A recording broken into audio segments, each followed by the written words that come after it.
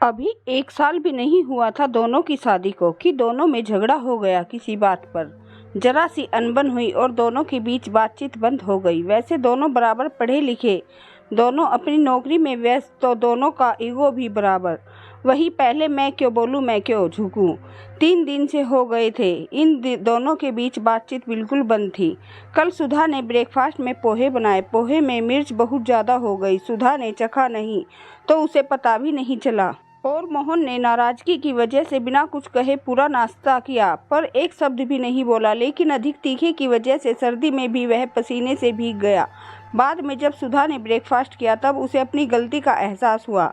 एक बार उसे लगा कि वह मोहन से सॉरी बोलना चाहिए, लेकिन फिर उसे अपनी फ्रेंड की सीख याद आ गई कि अगर तुम पहले झुकी तो फिर हमेशा तुम्हें ही झुकना पड़ेगा, और वह चुप रह गई।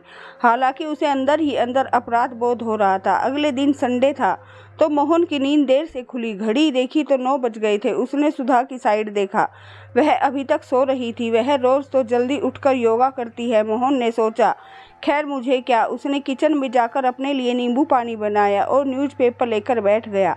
10 बजे जब सुधा नहीं जगी तो मोहन को चिंता हुई। कुछ हिचकते हुए वह उसके पास गया। सुधा, 10 बज गए हैं, अब तो जगो। कोई जवाब नहीं।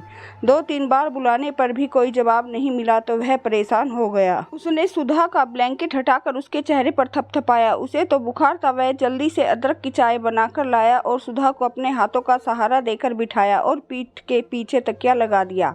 उसे चाय दी। कोई दिक्कत तो नहीं कप पकड़ने में? क्या मैं पिला दूं? मोहन के कहने का अंदाज में कितना प्यार था।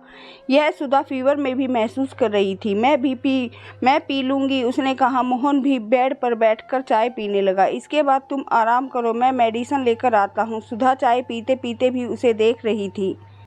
कितना परेशान लग रहा था। कितनी परवाह है मोहन को मेरी। कहीं से भी नहीं लग रहा था कि 3 दिन से हम एक दूसरे से बात नहीं कर रहे और मैं इसे छोड़कर मायके जाने की सोच रही थी। कितनी गलत थी मैं। क्या हुआ? मोहन ने उसे परेशान देखा। पूछा, सिर में ज़्यादा दर्द तो नहीं हो रहा है? आओ मैं सहला दूं। नहीं मोहन, मैं ठीक हूँ।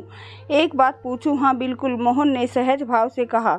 इतने दिन से मैं तुमसे बात भी नहीं कर रही थी और उस दिन ब्रेकफास्ट में मिर्च भी बहुत ज़्यादा थी। तुम बहुत परेशान हुए, फिर भी तुमने मेरी इतनी केयर कर रहे हो, मेरे लिए इतना परेशान हो रहे हो। हाँ परेशान तो मैं बहुत हूँ। तुम्हारी तबीयत जो ठीक नहीं और हो रही, मैं तुम्हारे झगड़े की बात, तो जब जिंदगी भर साथ रहना ही है तो कभी कभी बहस भी होगी, झगड़े भी होंगे, रूठना मनाना भी होगा। 2 बर्तन जहाँ हुआ कुछ खटखट तो होगी ही। समझी कि नहीं मेरी जीवन संगनी? सही कह रहे हो। कहते हुए सुधा मोहन के गले लग गई। मन ही मन उसने अपने आप से वादा किया कि अब मैं कभी मोहन के बीच ईगो नहीं आने दूंगी।